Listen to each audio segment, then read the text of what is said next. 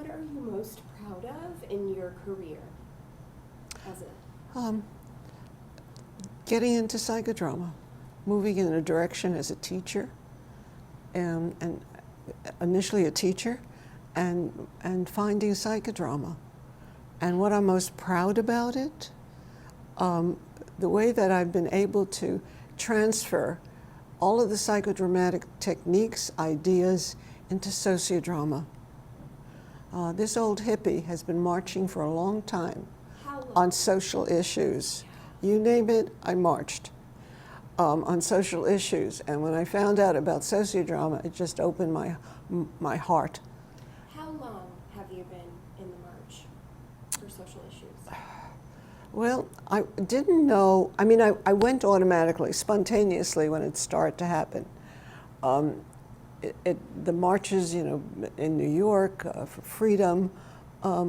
So it must have been when I was about 40 years old, even though they were there. Yeah. And something about who I am brought them out.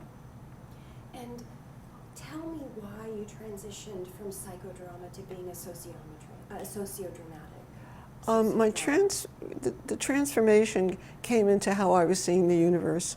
Tell me about that. And the transformation started when I was about 50 years old. And when I saw that kids were being abused, and when I saw that kids were abusing others, I knew that was something going on in our society. And I wanted it to come directly to them rather than go through a psychodrama.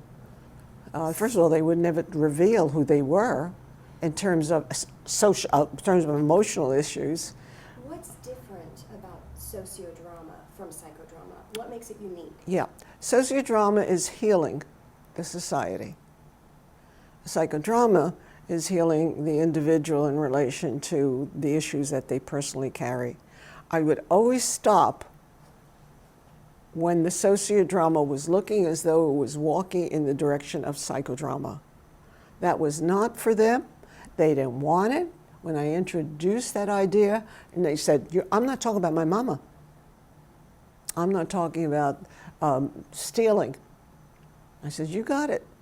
So the use of their creating the role and the issues around what this structure is about, the structure being challenged, the structure being the theme, which has to do with getting into jail, the structure being identification with other, the theme of the sociodrama and the issues of the sociodrama is what they were dealing with.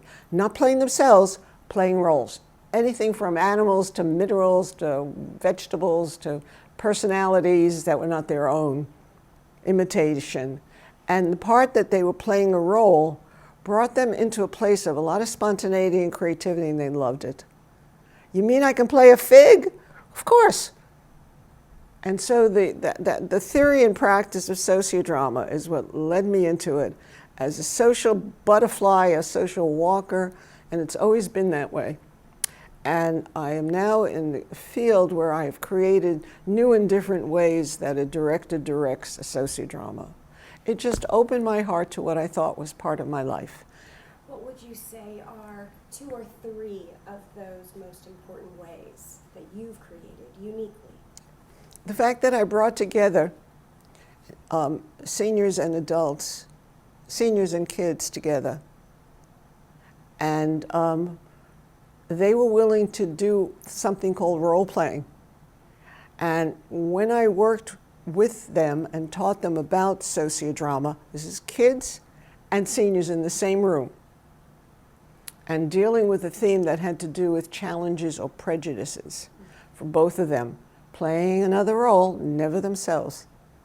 And that was the most powerful thing for me, to see kids and seniors hugging and can we have dinner together. After a while, it took a while, they had to get rid of some of their own prejudice.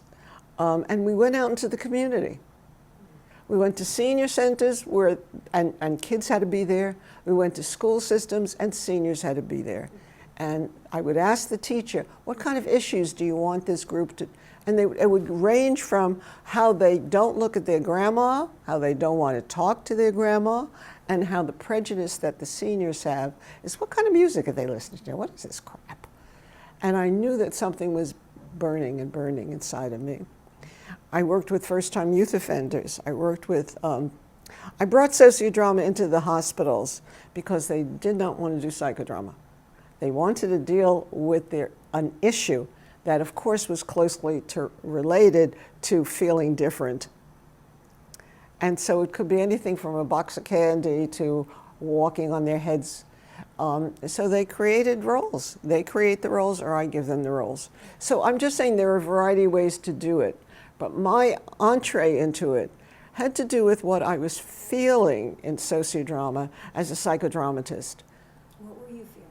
I was feeling that this way of reaching people, not just people who want to kill their mother and father and deal with personal issues, this way of reaching social issues, and to reach social issues for people who wanted to find out, not so much about themselves initially, although that came after the sociodrama, but find out, why are they in the position where they're so prejudiced? And so that's what brought me into it. And in fact, the kids who I met with probably in the 70s are now grandparents, and they found me because I moved back to Philadelphia. And they're alive and well, and things like pat me on the back and all that wonderful stuff that comes in. What's that been like for you, to have them find you? That was a real trip. And when I mean trip, it was an incredible experience. And they sat and talked about how being in the full circle with the teens and the seniors changed their lives. I said, how? So, well, I talk to older people now. People I don't even know. And I can smile at them as opposed to look at that old fat lady there. I don't generate any negative energy towards older folks. So it's been a real challenge for me. Challenge because I was starting something that was going to open my heart and begin to open up the hearts of people who were in it. What message do you have for the sociodramatic and psychodramatic community today? Let's integrate. Say more about that. And let's organize these conferences with a little more style and grace. And what I mean by that is, let's make sure that we have people there who understand, those who are understanding what this conference is about and what is needed for the students and the people who attended and for the presenters. And when I talk about needed, I'm talking about maybe we don't need a hotel that's so expensive. Maybe we need just a campus. Maybe we simply need a place that is cheaper than what is here and what is usually cheaper in other places too. Let's get down to brass tacks, we're not all expensive stuff. Who do you want to reach? With that, I've generally talked to them personally, so I'm not going to say personally who it is. No, I mean by having the conferences be more accessible. I want people to reach who don't have money but can get scholarships. And I'm talking about people on the streets who might be able to see this, people who can afford it. Some of them are presenters. And so people who can come and join into what we are offering. And so there's a lot of newbies here, an awful lot. And for me, in my lifetime now, I am considered an elder. And I go, who? You talking to me? I am now considered an elder. And as an elder, yeah. What legacy do you want to leave to the community? That Zerka and JL were right on target. In what way? In that they understood what was going on in social issues. That's the way Moreno started. He was listening to kids play. And they started to do, no, you be the ball. No, automatically. You be the bat. And it became a social issue after the role playing, because the social issue became something of nature. You're always playing. Why don't you, we're always playing together. Why aren't you playing with them? And he goes, because I don't want to. So it's a social issue that I can't always get here. Why not? I have to watch my kid sister. And then it became a psychodrama. So sociodrama was came theoretically in practice before psychodrama, and it seduced the living hell out of me. What do I want to leave? It works, both psychodrama and sociodrama. And I wish more people were here. And as I said, people can afford it. And let's mix the genders more. Let's mix the colors, shapes, and forms of who we are. And the way that would happen is affordability and give more scholarships. I want the world to, it's this gloriosity of me. I want the world to just be here. And the mixture of the worlds is shapes and forms and sizes. I've always been a drama queen anyway, so when drama came along, psychodrama, I go, this is my home. And so the combination of being the drama queen and the social issues came to me in terms of sociometry. And more people want it. And need it. And I'm not finished yet. I never will be. What's next? I am now teaching people how to do sociometry, how to do only sociometry. And my workshop yesterday was filled with old elders, but mostly young people. And I want to go into the simplicity of it, and it's not psychodrama, to make sure they understand that, and the processes that you take. And of course, each one of those will take away something that they can be very creative and spontaneous, because that's what I did. I just opened up the sociodrama way that the director can work. It usually is in one way, and I've opened it up, and they'll do the same thing. So, for now, what's the last thing you want to say? The last thing I want to say? Just whatever you want to share. Oh, well, I'm delighted to be asked. I don't mind being an elder sometimes. I get on the camera. Are you kidding? What I want to share with whom?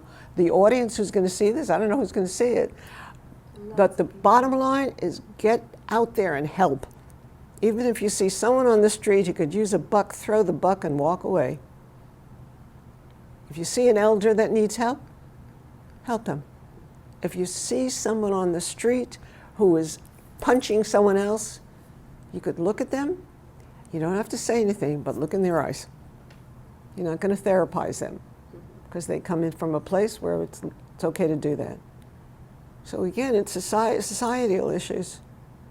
And when I teach that, I feel as though I can expand that can be expanded. I hope it is.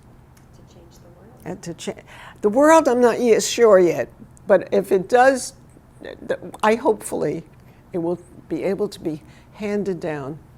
And Ed's work in society is all about that, being to expand it and expose it. I'm talking about Ed Schreiber. And it just gives me a sense of hope. The hope that I'm not finished yet, and the hope that people who are now purchasing something I wrote is an indication that they want to know more. So that's where I'm at. Not bad for a 79-year-old broad. I don't give a hoot how old I am these days. And people watch and say, you don't look 79. Well, I am. Thank you. My pleasure. That was a perfect place to end. A perfect place to end. And what I'll have is my friends will say, figures, that's you. I'm going to steal this chair. I'll roll you where you want to go. You got it.